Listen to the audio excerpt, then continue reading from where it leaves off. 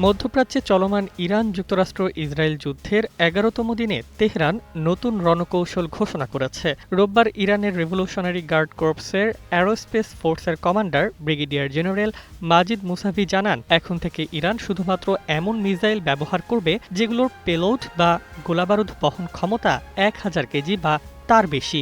সামরিক বিশ্লেষকরা এই পদক্ষেপকে সংখ্যার পরিবর্তন নয়, বিধ্বংসী ক্ষমতার বৃদ্ধি হিসেবে দেখছেন।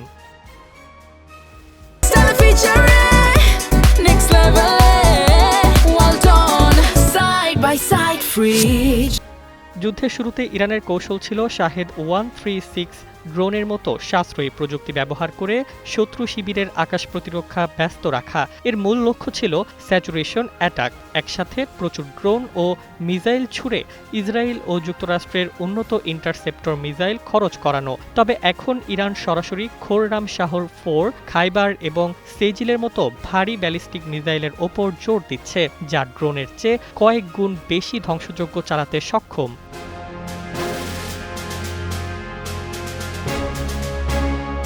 জেনারেল মুসাভি জানিয়েছেন, এই মিসাইলগুলো ম্যাক 8 এর মতো বেশি গতিতে চলতে পারে এবং এর পথ পরিবর্তনের সক্ষমতা রয়েছে। 1 টনের মিসাইল লক্ষ্যভেদে সফল হলে বিমান ঘাঁটি, ভূগর্ভস্থ কমান্ড সেন্টার কিংবা গুরুত্বপূর্ণ তেল এবং বিদ্যুৎ অবকাঠামো ধ্বংস করতে পারবে। লেবাননের সংবাদ মাধ্যম অনুসারে দুবাই বিমানবন্দর, সৌদি আরবের রাস তানুরাজ তেল শোধনাগার এবং অন্যান্য আঞ্চলিক অবকাঠামো এখন ইরানের প্রধান লক্ষ্যবস্তুর মধ্যে।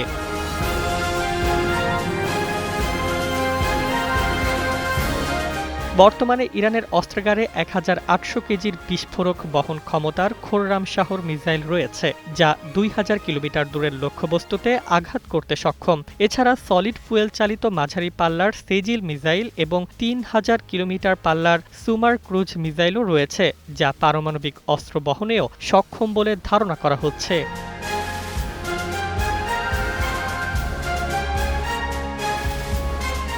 প্রতিরক্ষা বিশ্লেষক শানাকা আনসেলম পেরেরা মন্তব্য করেন, ইরান এখন যুদ্ধের ইন্টারসেপ্ট ম্যাথ পরিবর্তন করছে। আগে এক ড্রোন ধ্বংস করতে $4 মিলিয়ন প্যাট্রিয়ট মিসাইল খরচ হতো, এখন ভারী মিসাইলের বিরুদ্ধে ইন্টারসেপ্টর ব্যর্থ হলে ফলাফল ভয়ঙ্কর। এ পদক্ষেপ মধ্যপ্রাচ্যে যুদ্ধের তীব্রতা আরও বাড়িয়েছে এবং প্রতিরক্ষা বিশেষজ্ঞরা সতর্ক করেছেন, নতুন হেভি পেলোড নীতি আগামী দিনে সংঘাতকে আরও জটিল ও বিপজ্জনক করে তুলতে পারে।